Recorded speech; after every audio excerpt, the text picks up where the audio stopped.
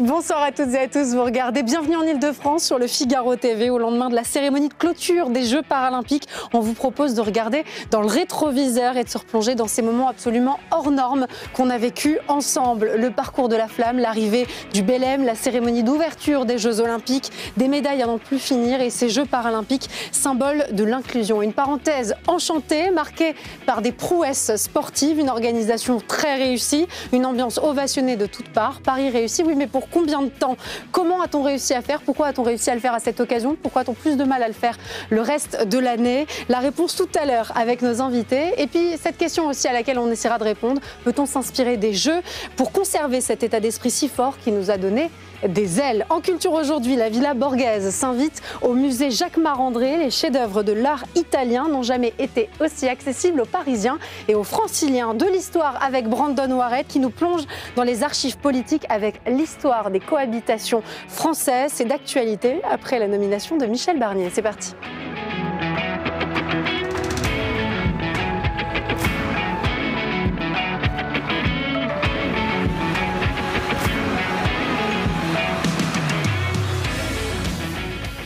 C'est extrêmement français de questionner une réussite dès le lendemain d'un événement. Alors allons-y. Oui, ces Jeux olympiques et paralympiques ont été un immense succès. Ils ont même dépassé nos attentes.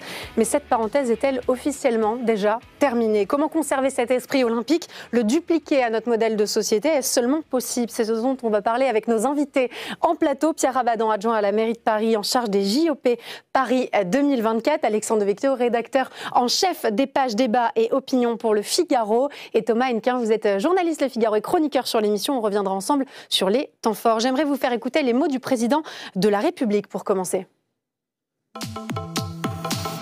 Nous qui avons vécu pendant plus de 2 semaines dans un pays où on a eu le sentiment que l'air était plus léger, que quelque chose avait changé, pour citer Barbara, on n'a pas envie que la vie reprenne ses droits. Parce qu'au fond, la vie, c'est ce qu'on a vécu ces dernières semaines. C'est ça, la vraie vie. Grâce à vous toutes et tous. Et donc, ça doit continuer. C'est ça, la vraie vie. C'est ça, je crois pouvoir le dire ici, le vrai visage de la France. Parce que pendant des années et des années, beaucoup de gens nous ont dit que ça n'était pas possible. C'est la vraie vie, le vrai visage de la France. Vraiment, Alexandre Devecchio? Non, je ne crois pas. Enfin, ça fait partie du visage de la France. Les sportifs, les bénévoles qui ont participé à ce succès sont l'un des visages de la France. Mais résumer la France à la parenthèse olympique, ce serait, je dirais, trop beau. Si c'est un moment exceptionnel qui a lieu tous les 4 ans et même tous les 100 ans, c'est pas pour rien non plus. Cette dimension exceptionnelle qu'il faut questionner? Je pense qu'elle est liée aux Jeux, si vous voulez. Si les Jeux Olympiques n'avaient pas lieu tous les 4 ans et tous les 100 ans dans différentes capitales, ce serait plus les Jeux Olympiques, ça deviendrait banal et beaucoup plus ennuyeux. Donc le caractère enchanteresse disparaîtrait. On voit bien qu'il y a une tentative de récupération politique là et qui vient. Il faut dire que l'organisation a été très réussie. Oui, mais je ne veux pas rien enlever à Emmanuel Macron, mais je suis pas sûr qu'il était le seul organisateur. Non, c'est un projet qui a été lancé qui a été mené à l'échelle de la région, à l'échelle de la ville de Paris, de l'organisation du comité. Exactement, et qui a été aussi dû à l'implication des personnes sur le terrain. Donc il n'y a pas de raison de s'approprier comme ça ce succès. Et je crois pour Emmanuel Macron de vouloir le faire durer tout le temps, c'est quasiment un peu naïf de sa part. C'est utopique et naïf de sa part, puisque la réalité des Français va reprendre ses droits et a déjà repris ses droits. Est-ce que c'est pas déjà fait? Oui, c'est ça. Pierre Rabadan, est-ce que finalement c'est ce caractère exceptionnel qui explique le fait que tout le monde a réussi à s'entendre, ce qui est, et on le voit, assez rare en France, pour un projet commun, cet objectif, cette réalisation de se dire il faut que les Jeux Olympiques et Paralympiques soient un succès? En tout cas, c'était un objectif affirmé dès 2015 lorsqu'on a lancé la candidature.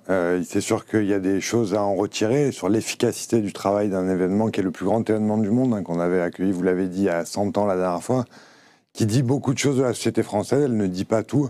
Même si pendant très longtemps on a dit que tout était la faute des Jeux. Je rappelle que je pense que, y compris dans ces murs, il y a eu aussi beaucoup de critiques, parfois légitimes, parfois peut-être un peu excessive, mais on a vu derrière ça que l'organisation a été à la hauteur, elle a été travaillée et préparée. Maintenant, est-ce que ça veut dire que ça va résoudre tous les problèmes? Évidemment pas. En revanche, ça dit quand même quelque chose de ce qu'on est capable de faire comme société et de peut-être ce qu'il faudrait qu'on fasse pour être un peu mieux, pour mieux vivre ensemble. Ça nous donne des idées, on y reviendra. C'était aussi ce qu'il y avait derrière tout ça. En tout cas, à Paris, en termes de sécurité, de propreté, oui, il y a des choses à retenir de ces Jeux Olympiques. Des enseignements sérieux. Je vous confirme, quoi. L'esprit de la fête, je veux bien. Enfin, les gens décident de faire la fête quand ils le souhaitent, quand ils en ont envie. Mais par contre, sur la bonne gestion d'une ville... Également quand on leur donne envie et qu'on leur fait pas peur tout le temps.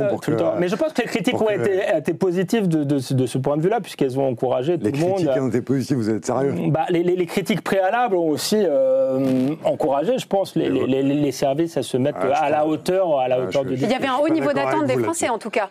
Oui, bien sûr qu'il y avait mais c'est normal. Quand vous accueillez le monde entier pour le plus grand événement du monde, le haut niveau d'exigence, il est normal. Et on se l'est imposé depuis le début, d'ailleurs, à ce sujet-là. Qu'il y ait des interrogations et des questionnements, ça fait partie du travail, et notamment journalistique et d'information, il est absolument légitime. En revanche, on a eu pendant l'année précédant les Jeux, voire même un petit peu plus, une instrumentalisation de l'objet des Jeux Olympiques et Paralympiques qui a été permanente.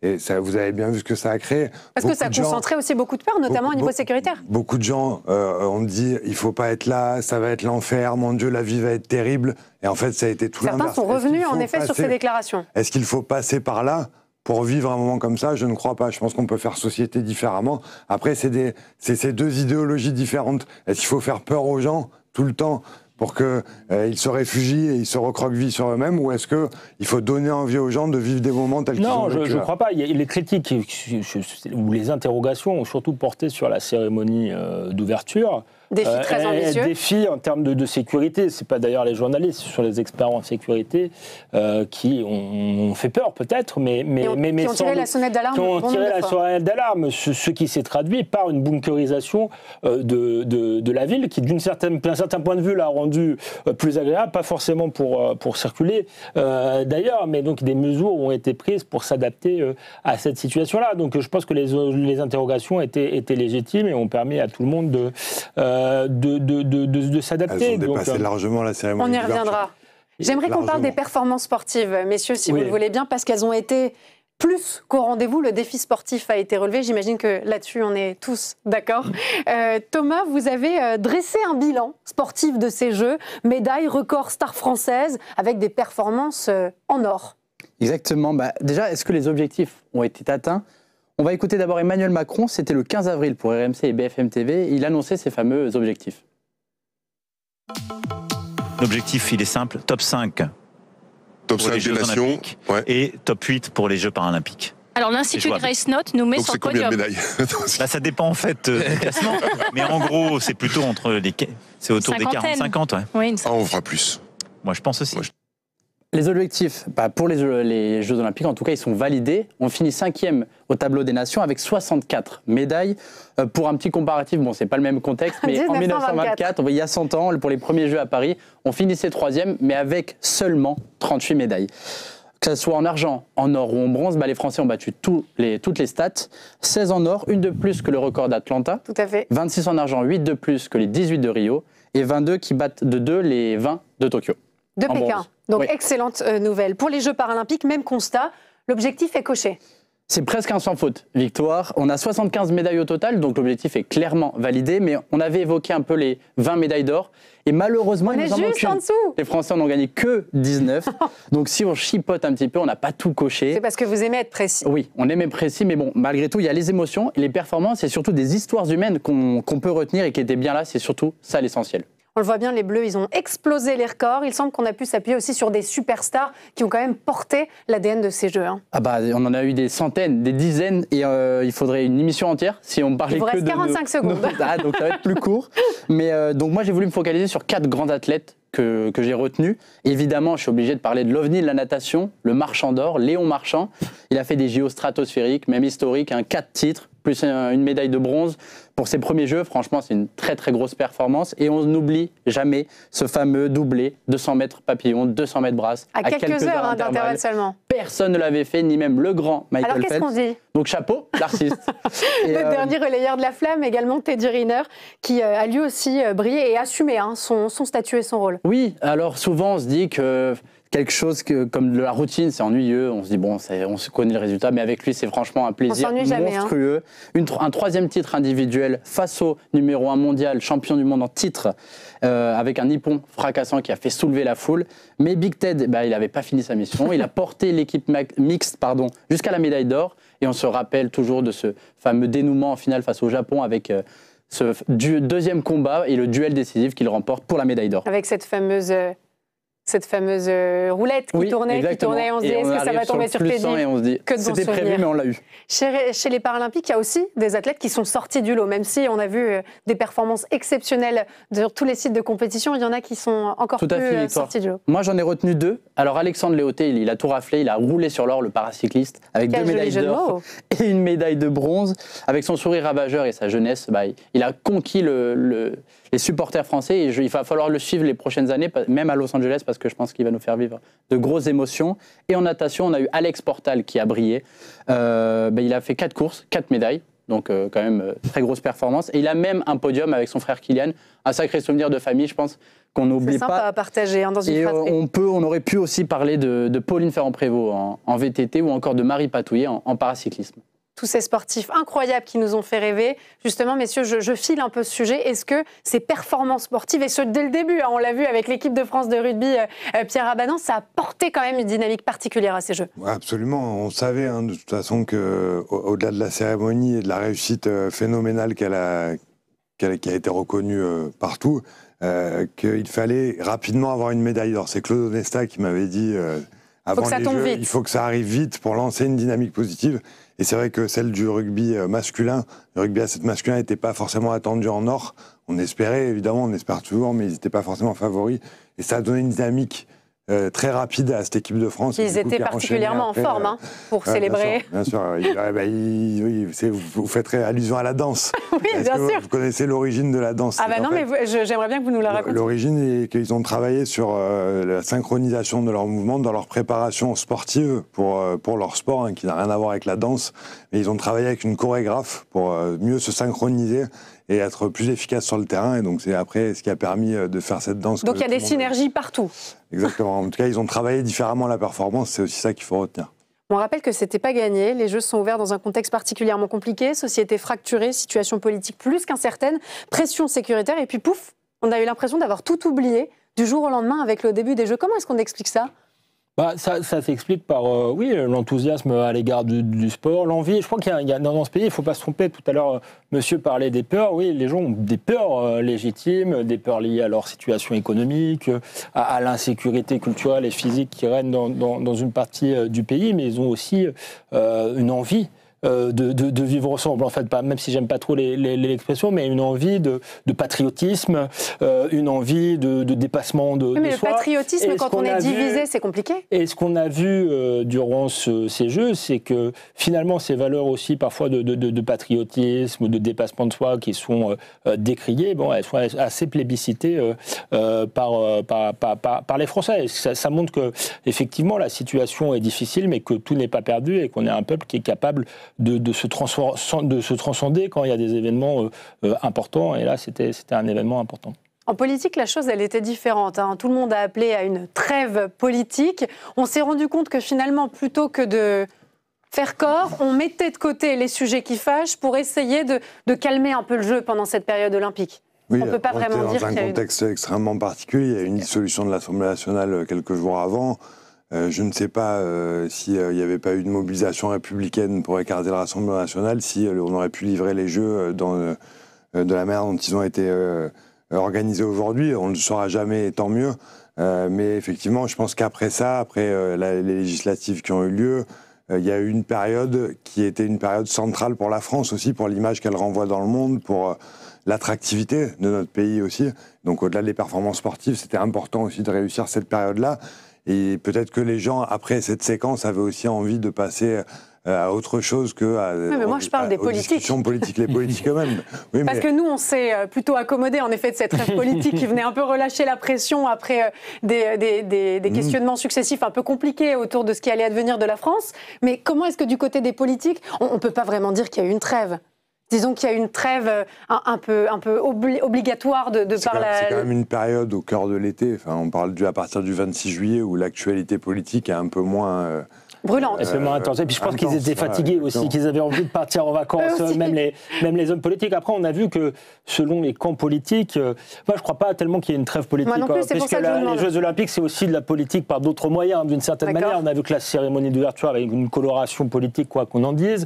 On a vu que certains avaient aussi du mal, certains partis politiques, je pense à LFI, à être présent, à applaudir. Vous le déplorez, même les sportifs, on peut le... Moi, je déplore tous ceux qui étaient contre les Jeux et qui se sont trompés rapidement. Et ils ont. Mais l'absence de certains députés de la France Insoumise qui ont quand même été peu présents dans cette dynamique olympique. Pas que de la France Insoumise, il y en a beaucoup d'autres qui sont partis en vacances pendant toute la période des Jeux et qu'on a très peu vu et entendu. Voilà, il y a des gens et des partis qui ont considéré que les Jeux n'étaient pas une bonne chose. Ils l'ont toujours dit, ils sont toujours positionnés comme ça.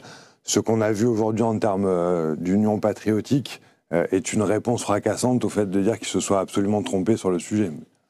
Alexandre Devecchio, pardon, je vous ai coupé. Vous parlez de l'absence de ces députés de la France Insoumise. Mais je disais oui, effectivement, que l'absence des députés de la France Insoumise révélait quelque chose. On voyait bien que les Jeux arrangeaient d'une certaine manière le pouvoir, qui sortait quand même d'une période difficile, qui en a profité pour gagner du temps aussi, il faut bien le dire, sur la nomination du gouvernement. Qui a finalement eu lieu pendant les Paralympiques. Ça, c'est pas très sympa quand même pour les Jeux Paralympiques. Et la France Insoumise, qui voulait imposer sa candidate, n'a pas pu le faire. Et puis, on voit bien qu'il y a une stratégie aussi, vous parlez de la stratégie de la peur, mais c'est pas moi qui l'invente. Jean-Luc Mélenchon est dans une stratégie d'insurrection permanente et de clivage permanent. Il aime ça, et donc ça ne l'intéresse pas beaucoup, finalement, d'avoir d'une France apaisée. Eh bien, le Rassemblement national a été certes discret, mais a applaudi aux performances sportives. On voit que c'était plus difficile du côté de la France insoumise. Vous voyez, quand je vous disais que la parenthèse dorée était finie. Vous avez raison, le paysage est complexe. Et donc, la politique de la peur n'est pas que l'expression d'une formation politique. La politique de la peur, on peut la voir également même pour les partis du centre qui font d'une certaine manière la politique de la peur, sur les comptes publics par exemple, sur la volonté de maintenir un certain statu quo politique, sinon ce serait le chaos. Donc je pense que personne ne peut s'arroger, je dirais, ce monopole de la politique de la peur. C'est un ressort politique bien connu et chaque parti l'utilise quand ça l'arrange. En tout cas, les Jeux Olympiques et Paralympiques ont démontré notre incroyable capacité à faire la fête et à organiser des événements de grande ampleur, de grandes choses en général. On va écouter la ministre des Sports pendant la période olympique et paralympique, Amélie Oudéa-Castéra. C'était le 4 août.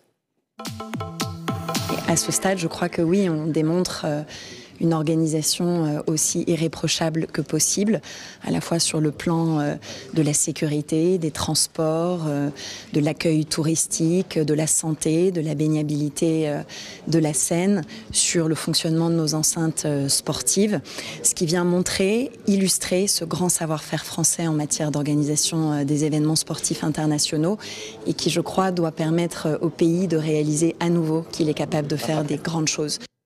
Un pays capable de grandes choses, ponctuellement. Non, je crois pas. Vous savez, si on a réussi les Jeux, c'est aussi 10 ans de travail qui sont derrière. Oui, il y a eu un travail de long terme. Évidemment. Après, est-ce qu'il faut dire qu'on fait tout bien et qu'on est le meilleur pays du monde parce qu'on a réussi les Jeux? Sans doute pas. Il faut toujours garder de l'humilité. En revanche, ça traduit quand même d'un savoir-faire et de différentes visions politiques qui ont su s'entendre pour une échéance qui était...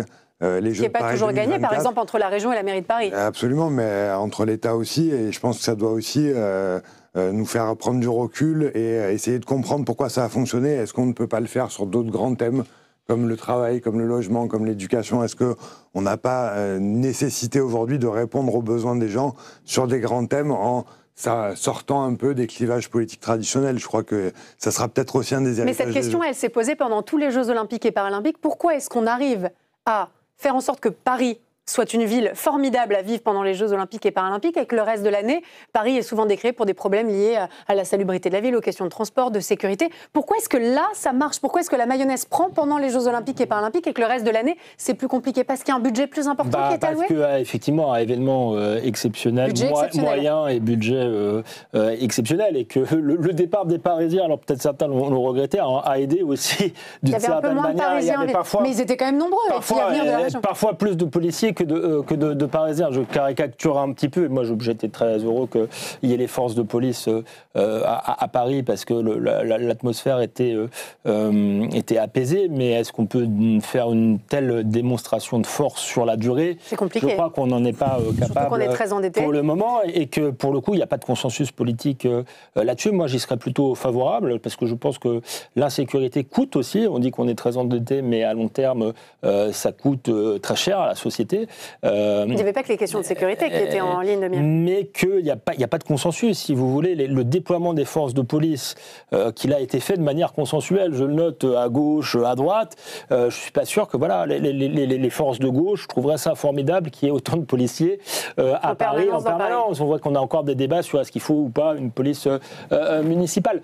Donc voilà, le côté... plus débat. Elle existe, la police municipale, et elle a participé d'ailleurs à la sécurisation. Je ne parlais pas spécialement de Paris, mais dans certaines villes, on voit bien que des municipalités de gauche ne veulent pas forcément de police municipale. Donc on voit bien que la nécessité, je crois, que cet événement soit réussi, a obligé aussi les forces politiques à trouver un consensus. Dommage qu'ils n'estiment pas qu'il y ait nécessité à redresser le pays dans la continuité.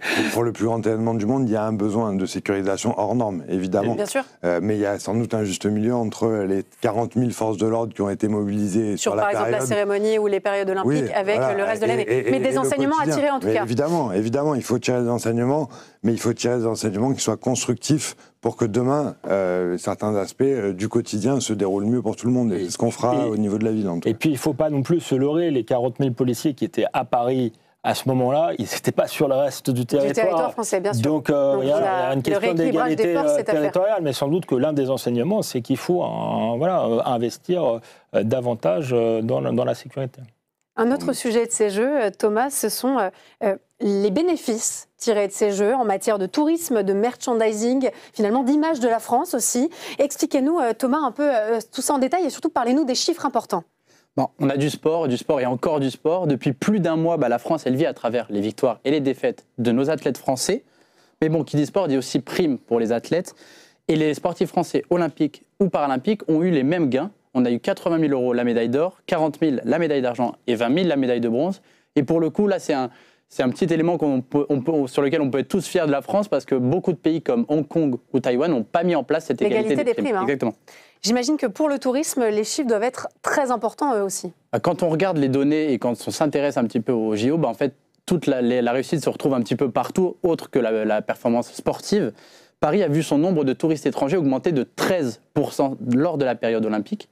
Et les 3 pays qui ont été le plus représentés, c'est la Chine, le Japon et les États-Unis en termes de touristes étrangers. Mais on peut s'arrêter aussi sur les touristes français. Ah oui, touristes nationaux et locaux qui étaient très nombreux. 1,4 million de Français sont venus à Paris assister aux épreuves olympiques.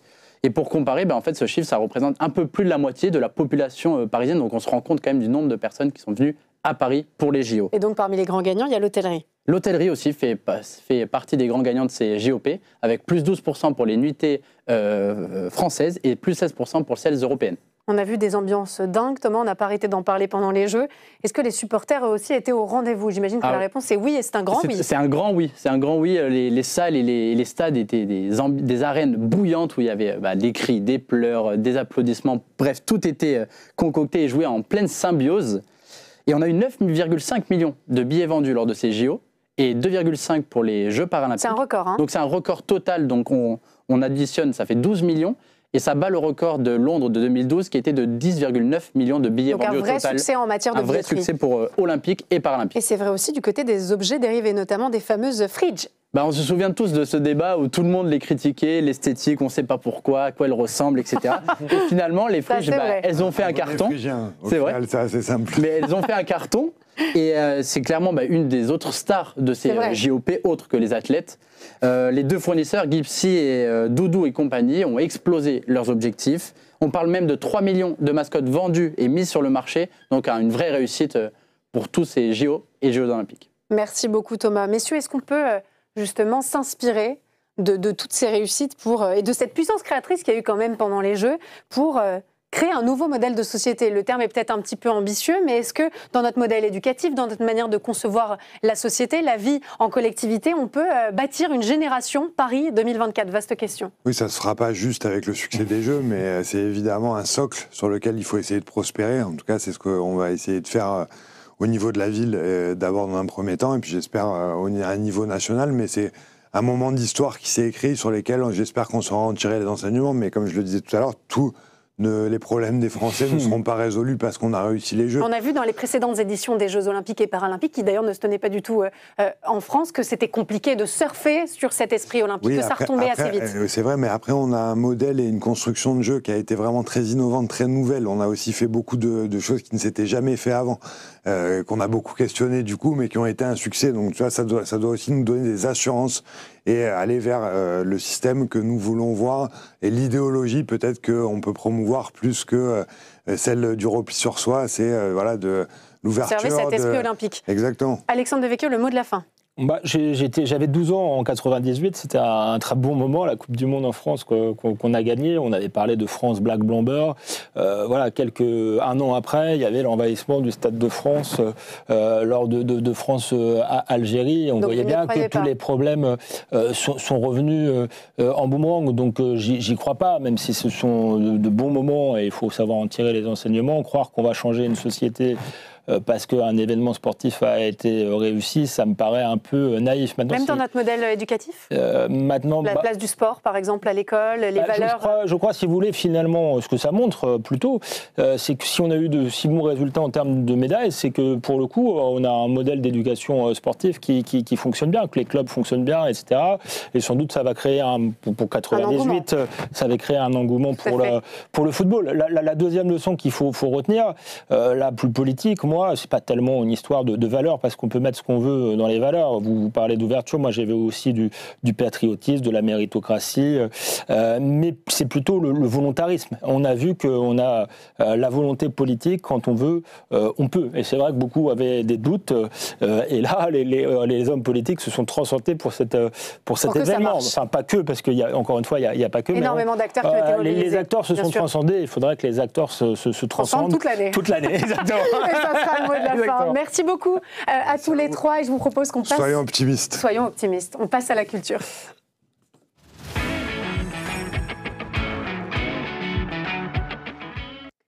Après plus d'1 an de travaux, le musée Jacques Marandré réouvre en grande pompe grâce à un partenariat absolument exceptionnel avec la galerie Borghese à Rome. 40 chefs-d'œuvre sont ainsi présentés, de Caravage à Botticelli, en passant par Titien, Rubens ou encore Véronèse. L'Italie de la Renaissance et du baroque s'invite à Paris pour une exposition aussi rare que spectaculaire, dont on va parler avec Pierre Curie, conservateur du musée Jacques Marandré, commissaire de cette exposition Borghese. Bonjour, merci beaucoup d'être avec nous. Oui. Des travaux qui ont donné lieu à cette formidable opportunité, celle d'accueillir une partie de la collection de la galerie Borghese.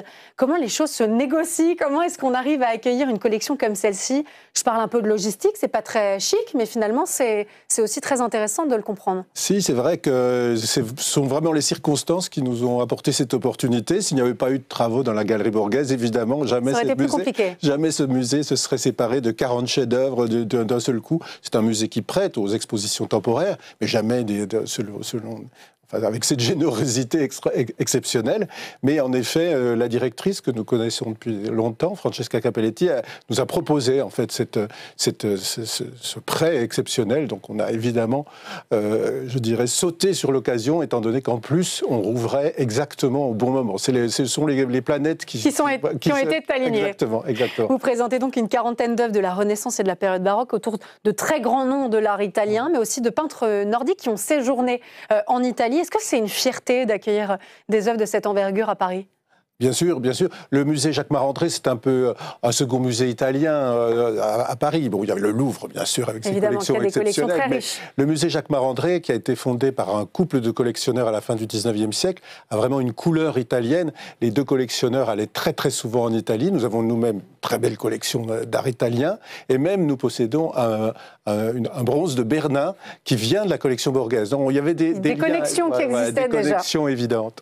Le parcours de l'exposition commence sur le profil d'un homme. Un homme qui n'est pas n'importe qui, c'est Scipion Borghese. Il est l'exemple même du mécène, un très grand collectionneur qui a été aussi cardinal. Vous décidez de rendre hommage à son talent et à son esprit visionnaire, parce que quand on est collectionneur, quand on est mécène, il faut avoir l'œil. Oui, c'est une personnalité très intéressante. Un peu clivante aussi, on y reviendra. Il est le neveu du pape, il est donc très très puissant dans la Rome de cette époque. Il est collectionneur, il a un amour de l'art, je dirais, plutôt compulsif, et des méthodes d'acquisition pour sa collection qui sont parfois peu orthodoxes. Ça va jusqu'au vol et jusqu'à au détournement de commandes ou alors aux saisies, même il a fait saisir. Oui, saisie, arrestation, menace, tout est bon pour collectionner des chefs-d'œuvre finalement. Exactement, tout est bon pour remplir cette villa qu'il fait construire. Alors c'est intéressant parce que ce collectionneur est le premier, peut-être en Europe, à faire construire un bâtiment, cette magnifique villa sur le Pincio, pour sa collection, pour la présenter. C'est peut-être le premier musée finalement de l'ère, oui. Absolument. Et donc il installe les collections de sa famille, les siennes et puis celles dont il avait hérité, des antiques, bien sûr, c'est très important au XVIIe siècle de montrer la richesse de ces collections d'antiques, mais aussi donc des artistes contemporains. C'est peut-être son côté le plus intéressant de mélanger comme ça l'art ancien. Il est très moderne finalement. Il est assez moderne. Il connaît Caravage, il lui a acheté des tableaux. Il est surtout le grand mécène de ce sculpteur génial qu'est Bernin, qu'il a repéré il l'a repéré tout jeune dans l'atelier de son père. C'est pour ça que j'utilisais le terme de mécène. Il y a aussi un côté un peu, je vais porter des artistes naissants. Presque Pygmalion. Enfin, il a en effet commandé des œuvres très importantes à ce tout jeune sculpteur. C'était des œuvres chères. Il fallait commander le marbre à Carrare, transporter les pierres. C'était une sculpture monumentale est une œuvre évidemment qui demande un investissement en argent et en temps tout à fait considérable et bien différent d'une peinture. Donc quand il fait confiance à ce jeune artiste, il perçoit tout le potentiel de Bernin qui va se révéler ensuite dans sa carrière, c'est-à-dire qu'il va devenir architecte, scénographe au Vatican, peintre. Nous présentons aussi deux tableaux de Bernin et c'est vraiment le flair du cardinal Borghese. Et ce flair, il l'a dès la chèvre amaltée, la toute première sculpture de Bernin dont vous nous parliez. C'est impressionnant de se dire que certains ont cette vision, finalement, ce goût très sûr qui leur permet de déceler tout de suite chez un artiste son talent. Parce qu'on le dit souvent, l'art, la beauté, c'est extrêmement subjectif. Et pour autant, il y a quand même des tendances, on le voit dans cette exposition. Et comment est-ce que vous expliquez que cet homme soit aussi bon, finalement, dans sa capacité. Il est affûté. Il est affûté. C'est un homme qui a la culture classique de son temps, c'est-à-dire qu'il connaît les artistes du siècle précédent. Il va chercher Raphaël, il va chercher Titien, Véronèse, des artistes que nous montrons à Paris. Mais l'idée, par exemple, de rechercher les œuvres du jeune Caravage, et jusqu'à la fin de la vie du peintre, il achètera des œuvres de Caravage. C'est-à-dire qu'il arrive à présenter parmi ses tout premiers tableaux peints à Rome et les tout derniers qui sont peints pour lui. Le David à la tête de Goliath, par exemple, c'est un tableau qui est vraisemblablement... Il a commandé. C'est un cadeau de Caravage, un cadeau intéressé. mais donc, aujourd'hui encore, la Galerie Borghese est le musée du monde le plus riche en tableaux de Caravage. Il a eu 7 tableaux de Caravage, qui est tout à fait exceptionnel. Extraordinaire. Le parcours de l'exposition rend également hommage à l'art italien de la Renaissance, ainsi qu'à la peinture vénitienne.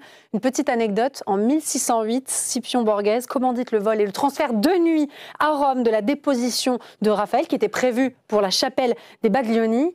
Ça fait partie aussi de tout cet imaginaire, de tout ce qui entoure ce personnage et de tout ce mythe, finalement, autour de la maison Borghese. Oui, c'est pas si légendaire que ça. Il semble en effet vraiment avoir ce sont des faits historiques. Voilà. Mais ça crée quand même autour de cet homme une sorte de... Une aura un peu sulfureuse, on va dire, pour un cardinal.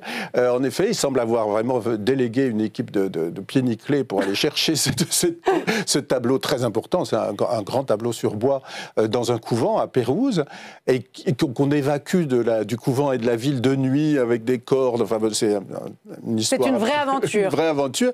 Et quand les sœurs de ce couvent se plaignent auprès du pape de ce vol, le pape répond, c'est une affaire privée du cardinal. Donc il y avait une connivence entre le pape avec la papauté et son neveu qui était vraiment flagrante. Est-ce qu'il était le seul dans l'entourage du pape, dans ces grands hommes finalement de l'Italie de l'époque, à mener des collections comme celle-ci? Non, il y a d'autres grandes familles italiennes. D'ailleurs, elles sont en concurrence sur les collections, sur les acquisitions. Et à chaque fois qu'un pape est nommé, un pape est élu, il est souvent issu d'une grande famille romaine. Et à ce moment-là, les jeux sont complètement rebattus. Certains tombent dans les ruisseaux et d'autres sont montés au pinacle. On parle bien sûr des grandes familles, par exemple les Farnèse, qui au début du XVIIe siècle font travailler l'équipe des Carache et tous ces artistes bolonais qui travailleront également pour le cardinal Borghese, mais on peut aussi parler des Ludovisi, de la famille Ludovisi, qui succède à la personne de Grégoire XV au pape Paul V, et qui, évidemment, va changer complètement la donne. Pendant un moment, le cardinal Borghese ne pourra plus être aussi agressif sur le marché, aussi gourmand, voilà, aussi gourmand sur le marché de l'art. Est-ce qu'on peut parler de collection éclectique pour parler de la collection Borghese? Oui, c'est une collection éclectique, tout de même concentrée sur l'art italien. Elle a ce site particulier, c'est qu'elle s'intéresse à de multiples régions d'Italie. Si vous voulez, il y a des tableaux d'Italie du Nord, d'Italie du Sud, On parlait de Venise tout à l'heure, tout à fait. Exactement. Il a été tout à fait passionné par l'art vénitien. Quelques tableaux flamands, quelques tableaux allemands, Cranach, Rubens, qui vit à Rome au moment où vit le cardinal Borghese, également donc quelques artistes un peu marginaux comme Antonello da Messina, c'est peut-être le tableau le plus ancien que nous présentons à l'exposition, un tableau de la fin du XVe siècle. Mais ses goûts partent dans toutes les directions, en restant quand même sur de la peinture. Cette zone géographique qu'est l'Italie, et puis les différents passages de peintres européens. Dans une salle, vous avez rassemblé des œuvres qui évoquent les mythes fondateurs de la culture occidentale moderne, à partir notamment de la mythologie et de l'Ancien Testament. Ce sont des sujets qu'il affectionne, on le remarque dans sa collection. Alors les sujets, je dirais que ce n'est pas un goût spécifique de Borghese. Tous les amateurs, tous les collectionneurs de l'époque aiment la peinture d'histoire, qui est souvent soit religieuse, soit mythologique, parce que ces tableaux sont des sujets de conversation.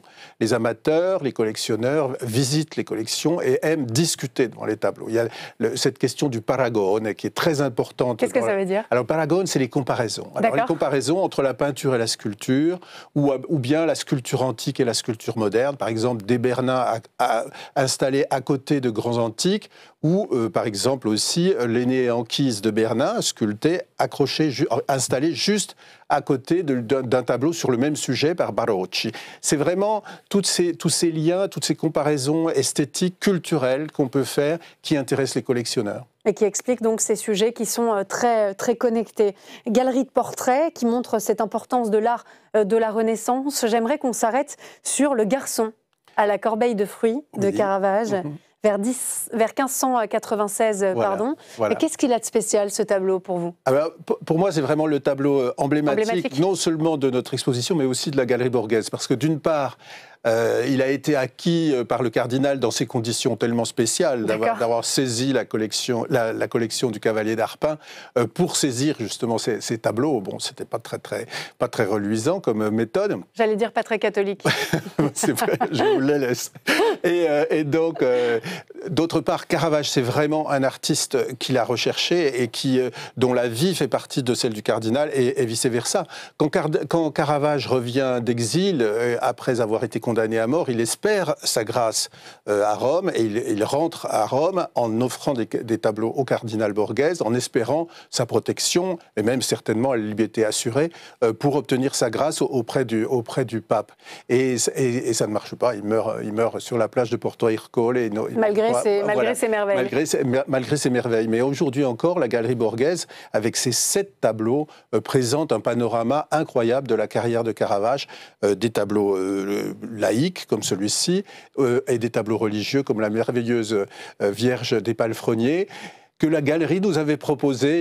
J'en ai rêvé quelque temps, mais elle ne rentrait pas en hauteur dans nos salles. Et voilà. Donc il a fallu faire des concessions logistiques. Donc j'ai eu raison de commencer sur la logistique. Concessions logistiques, mais donc il faut aller voir la galerie elle-même quand elle rouvrira à la fin du mois de janvier.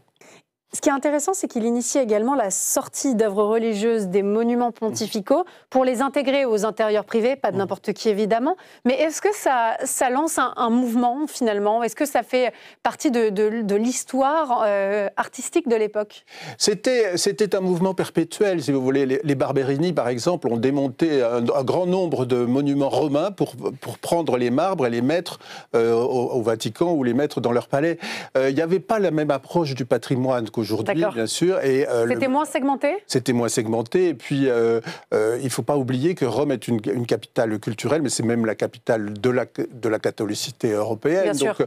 Tous les regards, notamment à partir du jubilé de 1600, sont tournés vers cette ville qui se métamorphose à cette époque, avec un nombre de constructions d'églises considérables, des monuments, des fontaines, des places.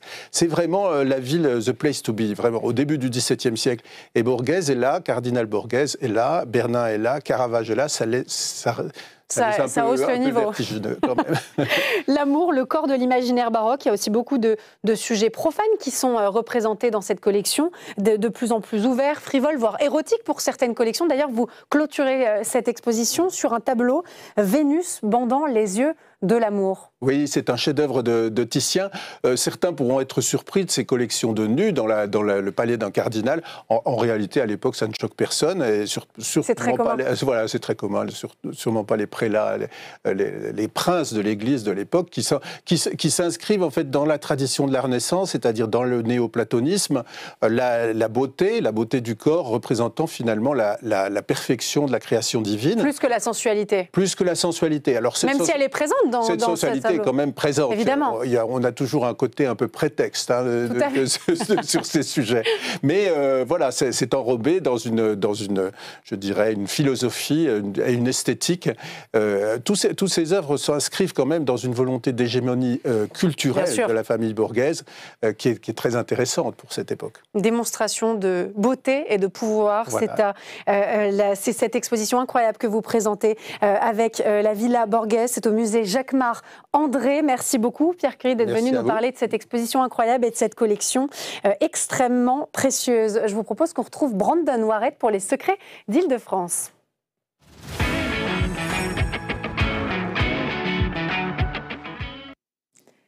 Et tous les lundis, on a l'immense bonheur de retrouver l'excellent Brandon Warrett pour parler de l'Île-de-France, de ses secrets et de son histoire, bien sûr. Après d'interminables pérégrinations politiques, Emmanuel Macron a enfin nommé, Brandon, un nouveau Premier ministre, c'est Michel Barnier.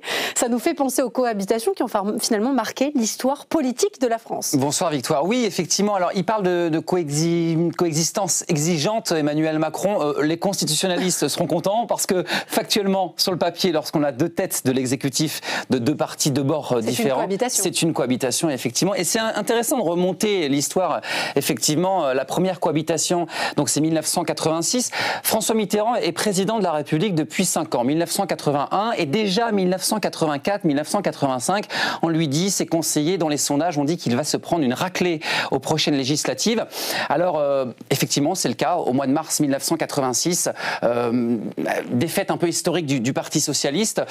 Alors lui, il avait proposé dans son programme de 1980 la proportionnelle et il s'est dit, en l'intégrant assez rapidement pour les législatives, on aura une victoire de la droite beaucoup moins importante. Ce qui a donné comme conséquence, c'est le Front National qui entre pour la première fois à l'Assemblée avec 35 députés et donc une majorité importante mais pas écrasante pour la droite. Alors lui, effectivement, il doit nommer donc le leader de l'opposition, donc du RPR à l'époque. C'est Jacques Chirac, effectivement. Alors 44% pour le RPR, on est sur 31% pour le Parti socialiste. Et c'est la première cohabitation de l'histoire de la Ve République. Elle arrive assez tardivement quand même. Hein. On aurait pu la voir déjà en 1974, en 1981.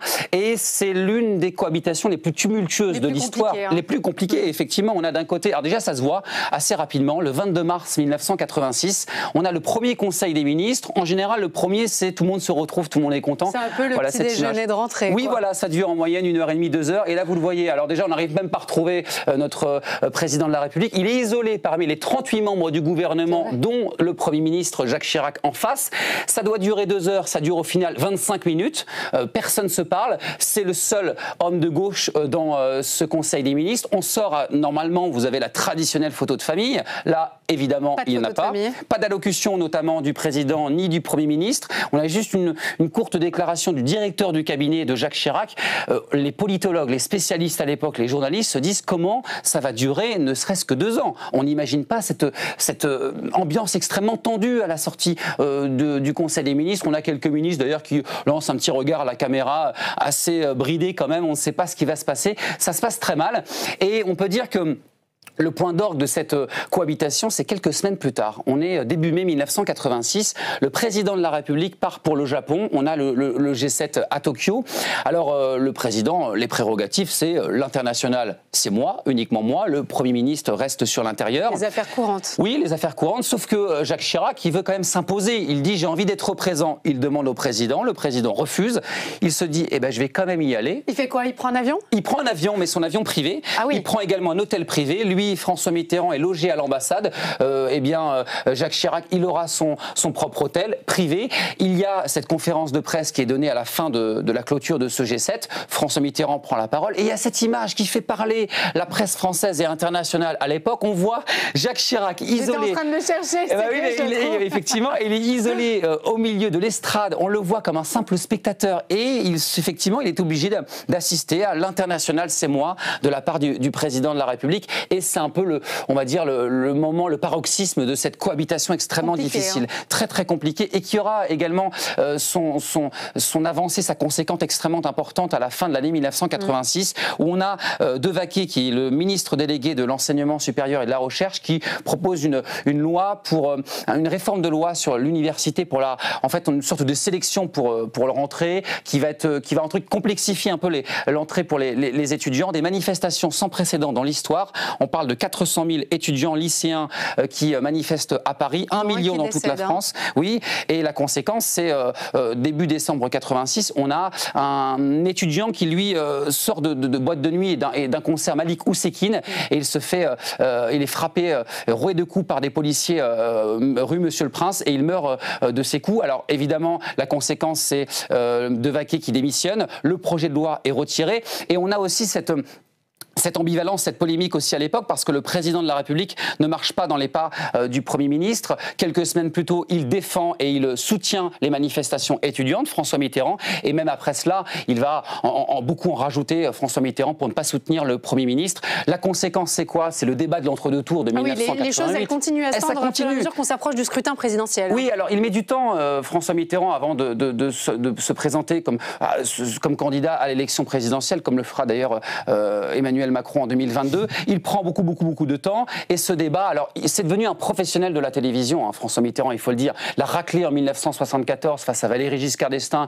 vous n'avez pas le monopole du cœur. En 81, il lui renvoie, vous êtes l'homme du passif, alors qu'il lui a dit, vous êtes l'homme du passé. Et là, on va dire que Jacques Chirac veut prendre un peu le lead, et il lance au président de la République, ce soir, vous n'êtes pas le président de la République, je suis candidat, vous êtes candidat, donc permettez-moi de vous appeler Monsieur François Mitterrand. François Mitterrand réplique en lui disant rapidement, bien entendu, Monsieur le Premier ministre. Et là, on peut dire clairement que François Mitterrand a gagné le second tour de l'élection présidentielle. Ça, c'est pour la première cohabitation. 5 ans plus tard, en 93, c'est plus le cas, les choses sont différentes. Hein. Oui, exactement. C'est la deuxième cohabitation, et c'est la raclée historique pour le Parti socialiste.